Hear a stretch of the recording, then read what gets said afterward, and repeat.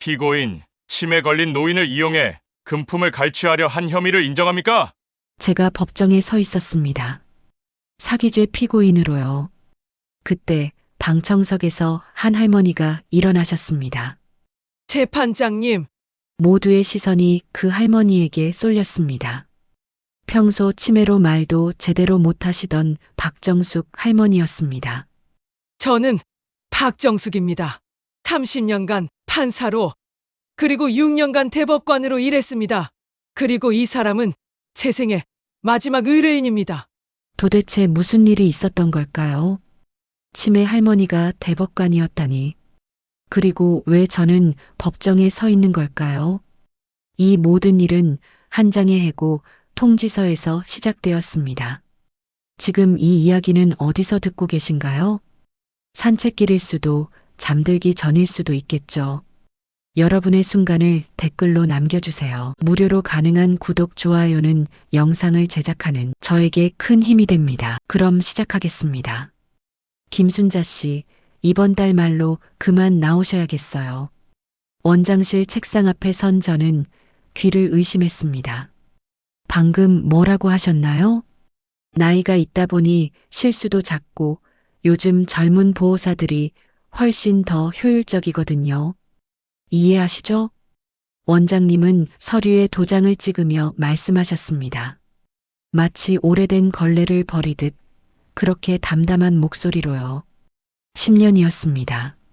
10년 동안 이 요양원에서 제 허리가 휘도록, 손마디가 굵어지도록 어르신들을 돌봤는데 실수가 잦다니요? 저보다 더 성실한 사람이 어디 있단 말입니까? 해고 통지서입니다. 서명하세요. 원장님이 내민 종이를 받아드는 제 손이 떨렸습니다.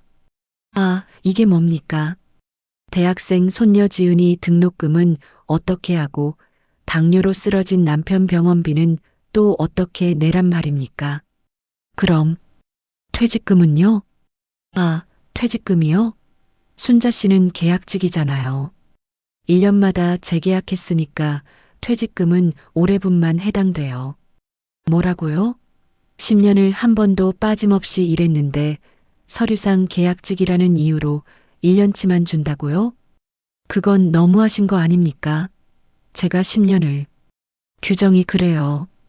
불만 있으면 노동청에 알아보시든지. 원장님은 차가운 미소를 지으며 서류를 챙기셨습니다. 정말이지, 이 나이에 다시 일자리를 구하라는 건가? 어디서 55살 먹은 요양보호사를 뽑아준단 말인가? 원장실 문을 나서는데 복도 끝에서 박정숙 할머니가 휠체어에 앉아 저를 바라보고 계셨습니다. 78세, 치매 3년 차. 가족들이 면회도 안 오는 외로운 할머니셨죠. 그런데 이상했습니다. 평소엔 항상 멍한 눈빛으로 허공만 바라보시던 할머니의 눈이 오늘따라 유난히 또렷해 보였거든요.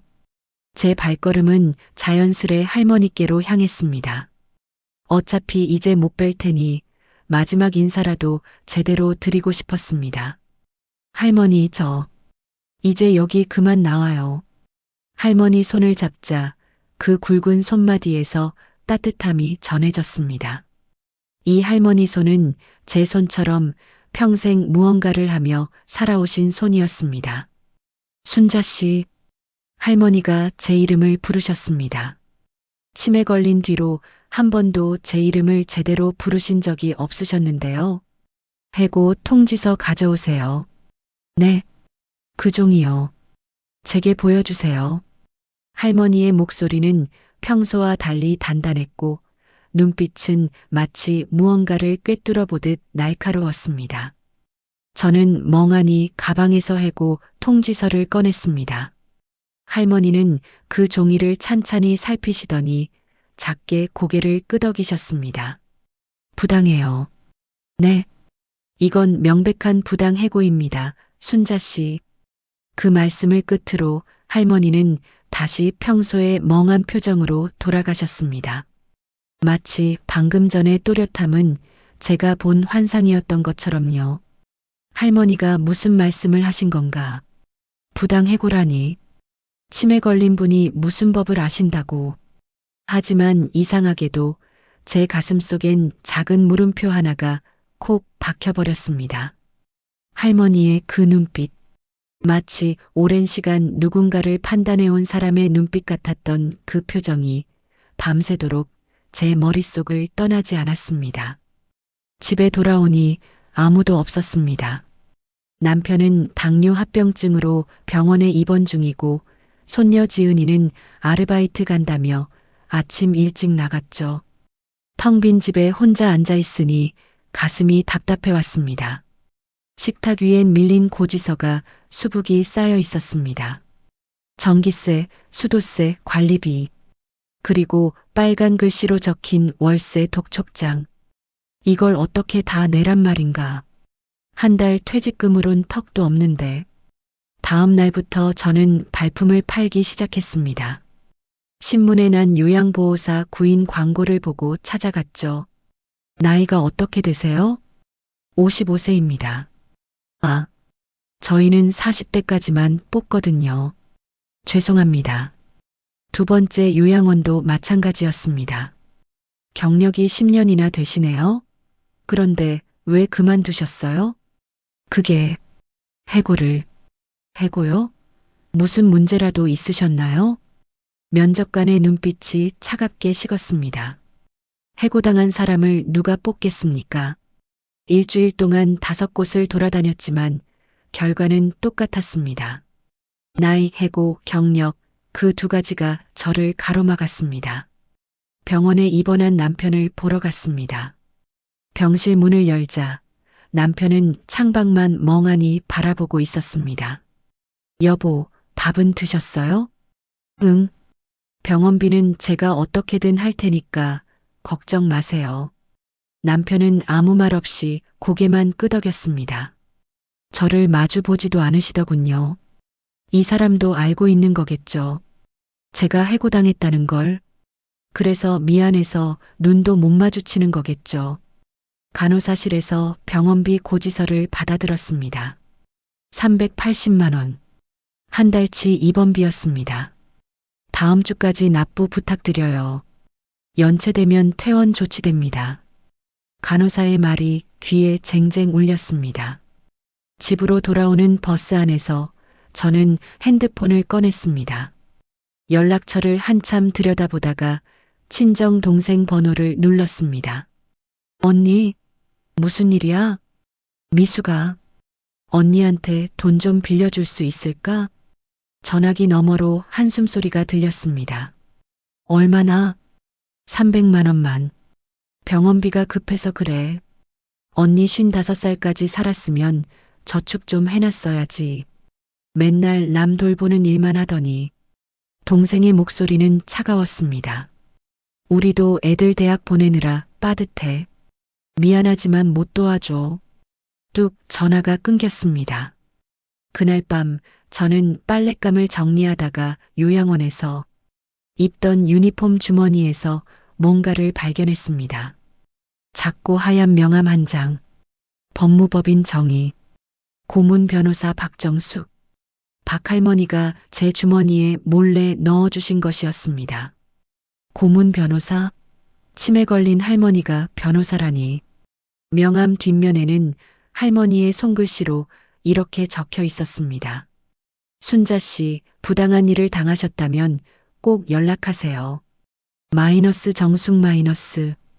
그 글씨를 보는 순간 가슴이 뭉클해졌습니다. 할머니는 정말 치매가 아니었던 걸까? 그럼 왜 요양원에? 명함을 손에 쥔 채 저는 한참을 망설였습니다. 전화를 걸어야 할까 말아야 할까? 치매 걸린 할머니가 준 명함인데 이게 진짜일까요? 하지만 손녀 지은이가 며칠 뒤면 등록금을 내야 한다고 문자를 보내왔고 남편 병원비 독촉 전화도 계속 울렸습니다. 더 이상 물러설 곳이 없었습니다. 지푸라기라도 잡아야 했습니다. 떨리는 손으로 번호를 눌렀습니다. 여보세요. 법무법인 정의입니다. 젊은 여자 변호사의 목소리였습니다. 생각보다 또렷하고 전문적인 목소리에 제 입이 얼어붙었습니다. 저기요. 박정숙 선생님 계신가요? 죄송하지만 박정숙 선생님은 현재 통화가 어려우신데요. 무슨 일로 연락하셨는지 여쭤봐도 될까요? 그렇겠죠. 변호사 사무실에서 함부로 말해줄 리 없죠. 저는 할머니한테 명함을 받았어요. 여기 번호가 적혀 있길래. 명함을요? 변호사의 목소리에 미묘한 긴장감이 실렸습니다. 죄송하지만 고객님 성함과 어떤 경위로 명함을 받으셨는지 말씀해 주실 수 있으세요? 저는 김순자라고 합니다. 그 요양원에서 일했던 요양보호사였어요. 박정숙 할머니를 돌봤었는데 제가 해고당한 날 할머니가 제 주머니에 이 명함을 넣어주셨어요. 잠시 침묵이 흘렀습니다. 직접 뵙고 말씀드려야 할 것 같습니다. 전화로는 어려운 내용이라서요. 혹시 내일 오전에 사무실로 오실 수 있으세요? 그게 무슨 문제라도 있는 건가요? 문제라기보다는 중요한 일일 수 있어서요. 꼭 뵙고 싶습니다. 변호사의 목소리는 차분했지만 뭔가 간절함이 느껴졌습니다. 주소 알려드릴게요. 내일 10시에 오실 수 있으시죠? 다음 날 아침 저는 법무법인 정의 사무실에 있었습니다. 유리문 너머로 보이는 사무실은 생각보다 깔끔하고 조용했습니다. 이런 곳에 제가 올 일이 생길 줄은 몰랐죠. 순자 씨, 이쪽으로 오세요. 어제 통화했던 강지혜 변호사가 저를 작은 회의실로 안내했습니다. 30대 초반쯤 되어 보이는 단정한 인상의 여자분이었습니다. 먼저 할머니께서 그날 뭐라고 하셨는지 여쭤봐도 될까요? 강 변호사는 커피를 내오며 조심스럽게 물었습니다. 저는 그날을 떠올렸습니다. 해고 통지서를 보시던 할머니의 또렷한 눈빛을 제 해고 통지서를 보시더니 부당해고라고 하셨어요. 이건 명백한 부당해고라고. 강 변호사의 손이 멈췄습니다. 커피잔을 놓던 손이 미세하게 떨렸습니다. 법률 용어를 정확히 사용하셨다는 거네요. 네. 그런데 그게 왜요? 박정숙 선생님은. 강 변호사는 잠시 망설이다가 벽에 걸린 액자를 가리켰습니다. 법복을 입은 한 여성의 사진이었습니다. 제 은사님이세요. 30년간 판사로 일하시다가 마지막엔 대법관까지 하신 분이죠. 네. 저는 사진을 다시 봤습니다. 그 눈빛, 제가 봤던 박할머니의 날카로운 눈빛과 똑같았습니다. 그런 분이 왜 요양원에 3년 전부터 치매 진단을 받으셨어요. 저도 매달 면회 가지만 선생님은 늘 저를 알아보지 못하세요. 그냥 허공만 바라보고 계시죠. 강 변호사의 목소리가 잠겼습니다. 그런데 순자 씨에게 명함을 주시고 법률 용어까지 정확히 사용하셨다니. 그럼 할머니가 정말 치매가 아니었던 건가요? 모르겠어요. 하지만 확인해 봐야 해요. 선생님을 직접 만나봐야겠어요. 순자 씨랑 함께. 저는 고개를 저었습니다. 저는 그 요양원에서 해고당했어요. 들어갈 수도 없는 걸요. 제가 동행하겠습니다. 제자 자격으로 면회 신청하면 되니까요. 강 변호사는 진지한 눈으로 저를 바라봤습니다. 선생님이 정말 깨어나셨다면 그건 기적이에요. 그리고 순자 씨, 선생님은 분명 당신을 도우려고 하신 거예요. 그렇게 저는 다시 그 요양원으로 향했습니다. 일주일 만에. 이번엔 해고당한 요양보호사가 아니라 진실을 찾으러 가는 사람으로 요양원 복도를 걸으며 저는 가슴이 두근거렸습니다. 박할머니는 정말 제 말을 기억하고 계실까요? 아니면 다시 치매 연기를 하고 계실까요? 할머니 방 앞에 섰습니다. 강 변호사가 문을 노크했습니다. 그리고 문이 열렸습니다. 휠체어에 앉아 계시던 박정숙 할머니가 저를 보자마자 활짝 웃으셨습니다. 기다리고 있었어요, 순자 씨. 그 목소리는 일주일 전과 똑같이 또렷하고 단단했습니다. 할머니는 진짜로 제 이름을 기억하고 계셨습니다. 할머니 방 안은 고요했습니다. 방금 전 기다리고 있었어요 라고 말씀하신 할머니는 창밖을 바라보고 계셨고 강 변호사는 의자에 앉아 할머니를 물끄러미 바라보고 있었습니다. 저는 떨리는 손으로 할머니 옆 의자에 앉았습니다. 할머니, 정말 저를 기억하시는 거예요? 제 이름도, 그날 일도? 물론이죠, 순자 씨. 3년 동안 이 할멈을 정성껏 돌봐준 사람을 어찌 잊겠어요. 할머니는 제 손을 꼭 잡으셨습니다. 그 손은 따뜻하고 힘이 있었습니다. 강 변호사가 떨리는 목소리로 물었습니다. 선생님, 그럼 정말로 저를 알아보시는 거예요? 지금? 할머니는 잠시 침묵하시더니 강 변호사를 똑바로 바라보셨습니다.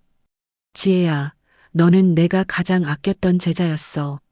내가 처음 법정에 섰을 때 떨리던 모습도 첫 승소 판결받고 울던 것도 다 기억해. 강 변호사의 눈에서 눈물이 흘렀습니다. 그런데 왜 3년 동안 저를 못 알아보는 척? 미안하구나. 할머니의 목소리가 낮아졌습니다. 할머니는 창밖을 바라보며 천천히 말을 이어갔습니다. 3년 전부터 일부러 그랬어. 아무것도 모르는 척, 아무도 못 알아보는 척. 왜요, 선생님? 내 아들 때문이었어. 할머니의 목소리에 깊은 슬픔이 묻어났습니다. 어느 날부터 아들이 자꾸 재산 이야기를 꺼냈어. 요양원 가야 한다고, 후견인 서류에 도장 찍으라고, 집을 팔아야 한다고. 그러다 문득 깨달았지. 아, 이 아이가 날 사람으로 보는 게 아니라 돈으로 보는구나. 저는 숨을 죽이고 할머니 이야기를 들었습니다. 평생 판사로 살면서 수도 없이 봤어요. 재산 때문에 가족이 원수되는 걸, 형제가 법정에서 싸우는 걸. 그런데 설마 내 자식이 그럴 줄은. 그래서 강 변호사가 조심스럽게 물었습니다. 그래서 숨었어요. 아무것도 모르는 사람인 척하면 그 사람들도 포기하겠지 싶었어요. 여기 들어와서 그냥 조용히 있고 싶었던 거예요. 할머니의 눈가가 붉어졌습니다.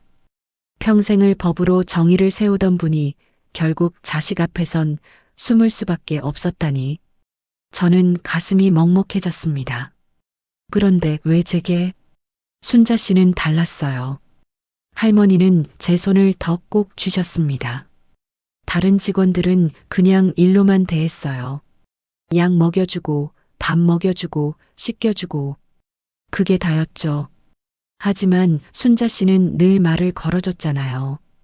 대답도 못하는 치매 할멈한테 저는 그날들이 떠올랐습니다. 할머니 방을 청소하며 오늘 날씨 이야기를 하고 식사 드실 때 맛있으세요? 하고 물어보던 제 모습.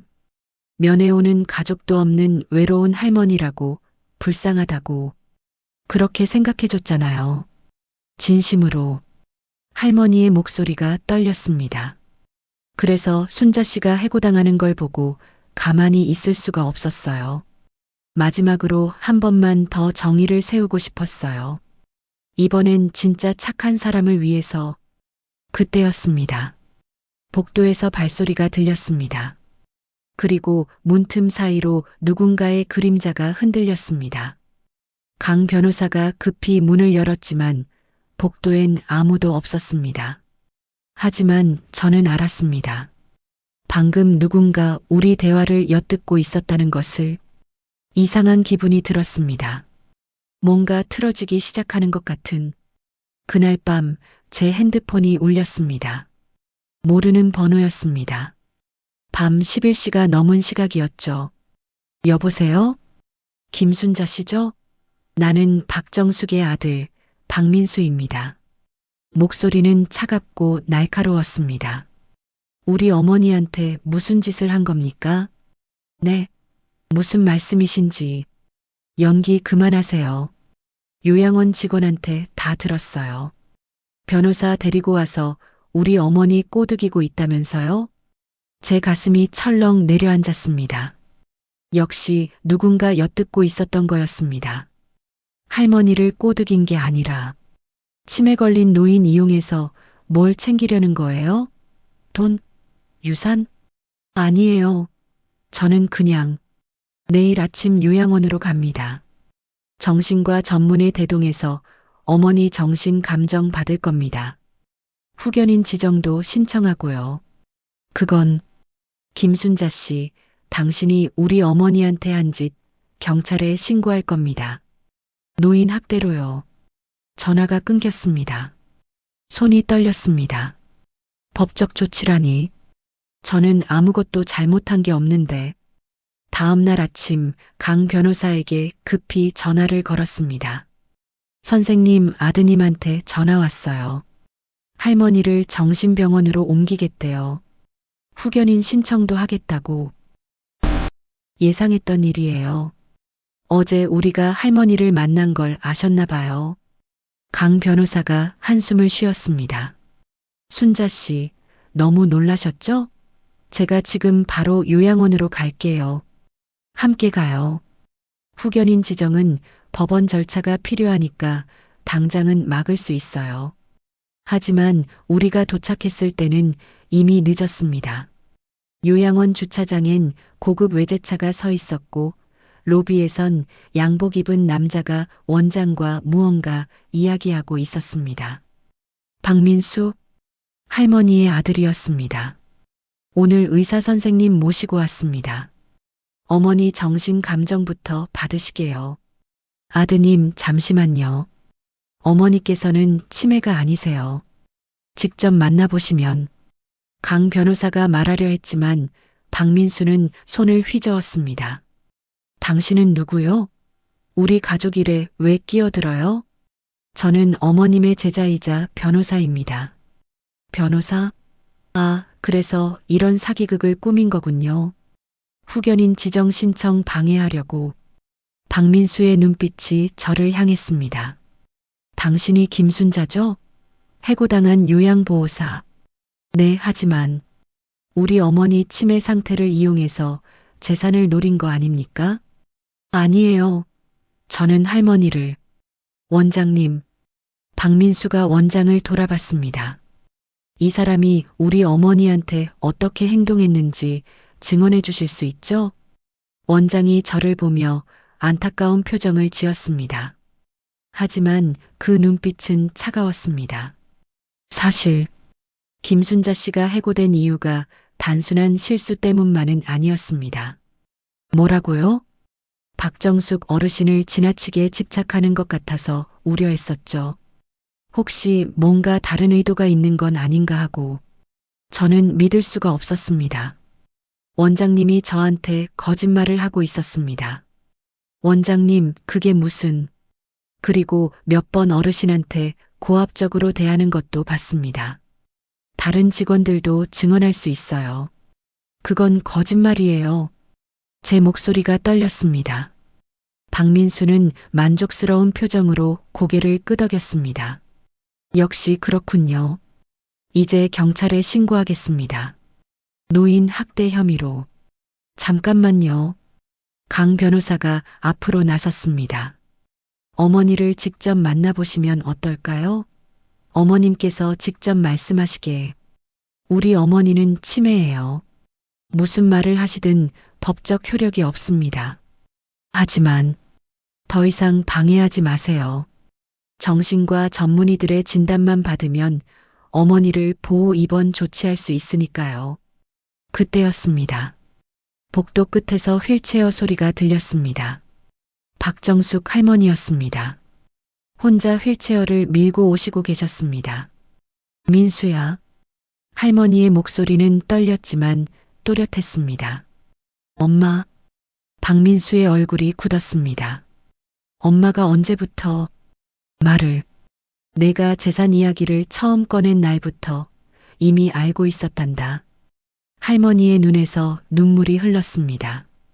내 아들이 날 돈으로 보는 게 얼마나 아팠는지 아니? 엄마, 그게 아니라. 이제 그만하자, 민수야.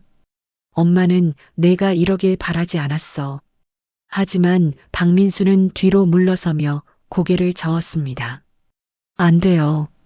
엄마는 아파요. 정신이 온전하지 않아요. 그는 급히 뒤를 돌아봤습니다. 로비 입구에 흰 가운을 입은 남자 2명이 서 있었습니다. 의사 선생님들, 어머니 상태 좀 확인해 주세요. 보시다시피 헛소리를 하고 계십니다. 한 의사가 할머니에게 다가왔습니다. 정신과 전문의입니다. 어르신, 오늘이 며칠인지 아세요? 민수야, 제발. 할머니가 아들을 향해 손을 뻗었지만 박민수는 뒤로 물러섰습니다. 선생님들, 진단 부탁드립니다. 그의 목소리는 차갑고 단호했습니다. 강 변호사가 앞으로 나서려 했지만 다른 의사가 가로막았습니다. 지금 환자 진단 중입니다. 방해하지 마세요. 저는 무력하게 서 있을 수밖에 없었습니다. 의사들이 할머니를 둘러싸고 질문을 쏟아냈습니다. 어르신, 여기가 어디인지 아세요? 요양원입니다. 오늘이 무슨 요일인지 아세요? 할머니는 잠시 망설이셨습니다. 당연히 모르실 수도 있는 질문이었습니다. 하지만 그 짧은 침묵이 의사들의 펜을 움직이게 만들었습니다. 저분은 누구세요? 의사가 박민수를 가리켰습니다. 네, 아들입니다. 이름은요? 민수, 박민수.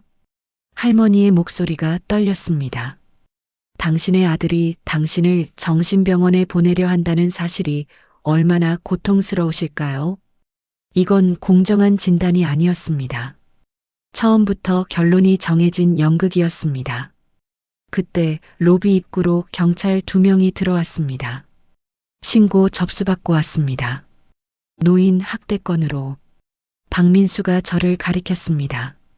저 사람입니다. 저 요양보호사가 우리 어머니를 학대했어요. 경찰이 저에게 다가왔습니다. 김순자 씨 맞으십니까? 네.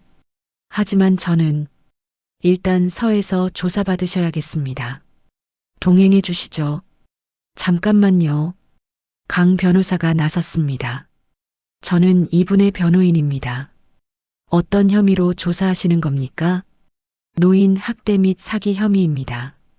치매 환자를 이용해 금품을 갈취하려 했다는 신고가 접수됐습니다. 그건 사실무근입니다. 그건 조사를 통해 밝혀질 겁니다. 저는 할머니를 바라봤습니다. 할머니도 저를 보고 계셨습니다. 눈물이 가득한 눈으로. 순자 씨, 미안해요.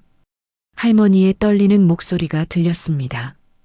그 순간 제 눈에서도 눈물이 흘렀습니다. 저는 경찰차에 타야 했습니다.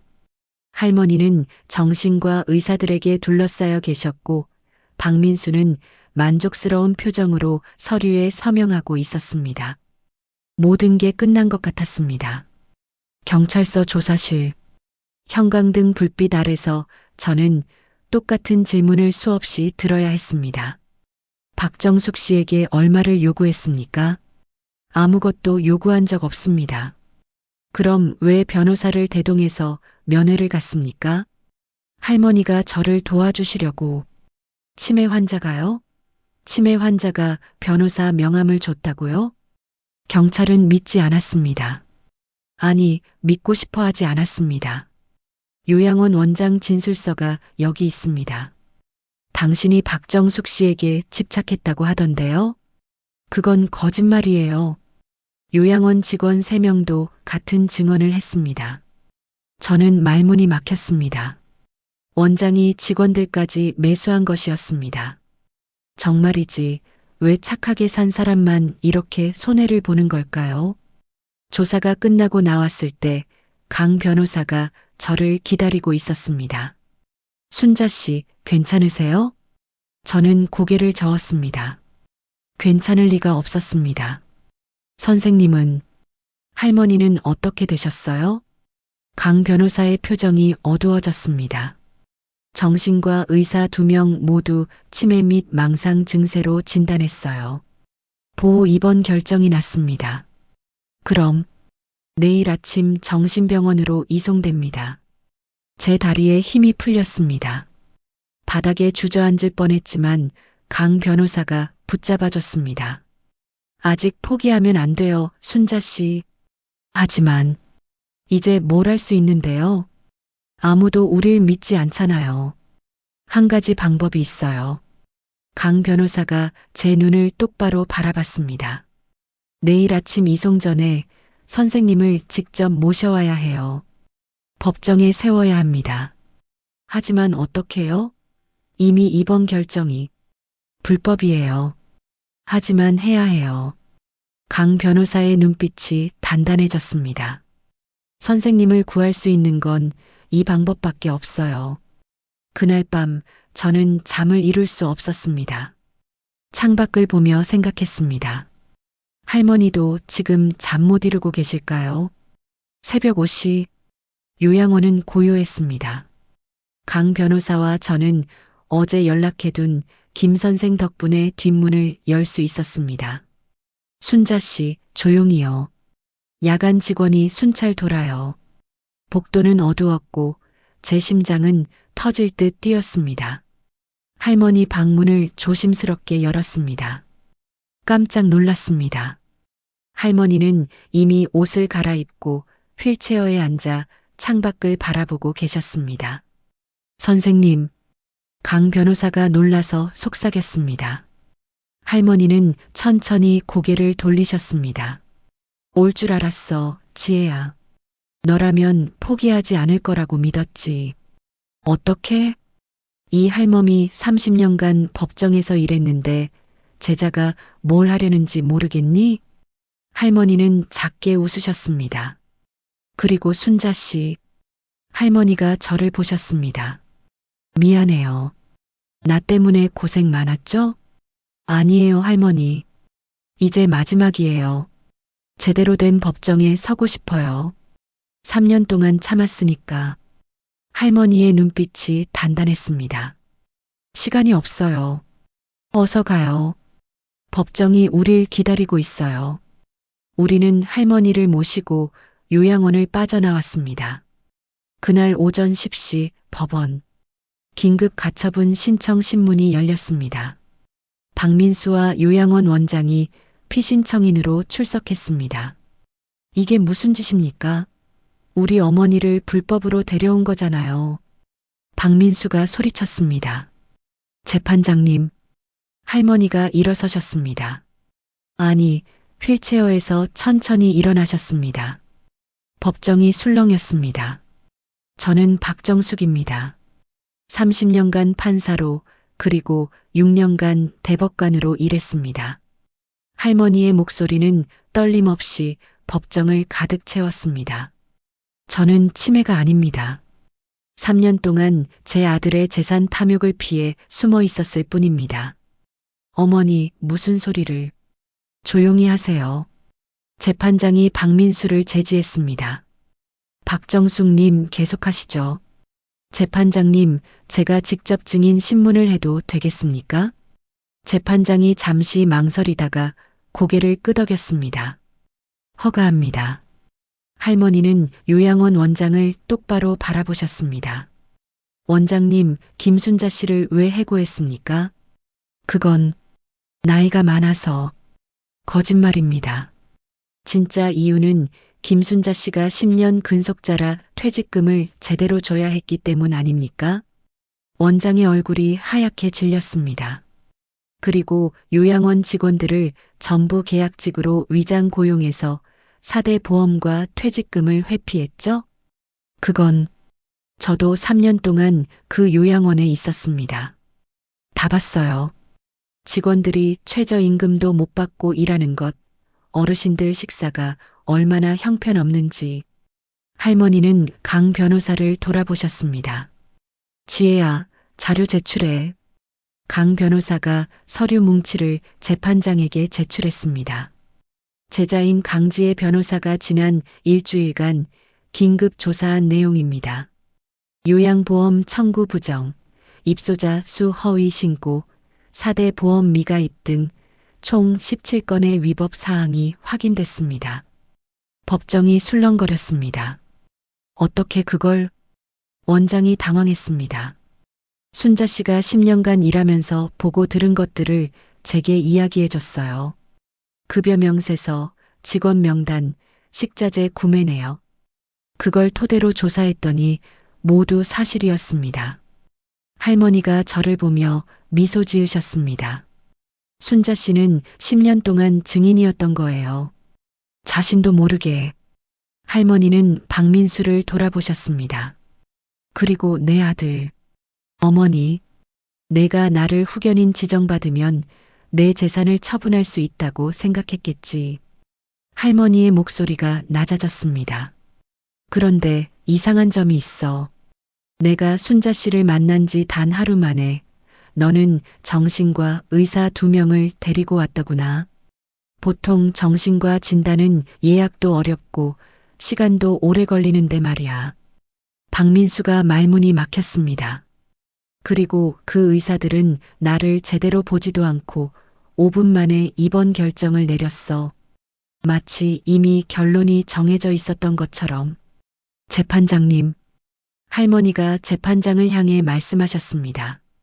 제 아들과 어제 진단한 정신과 의사 2명의 관계를 조사해 주실 것을 요청합니다.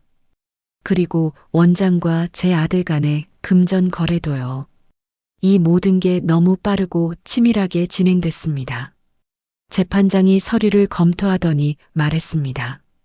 제출된 증거와 증언을 종합하면 박정숙 씨는 의사결정 능력이 충분히 있는 것으로 판단됩니다. 재판장이 선고했습니다.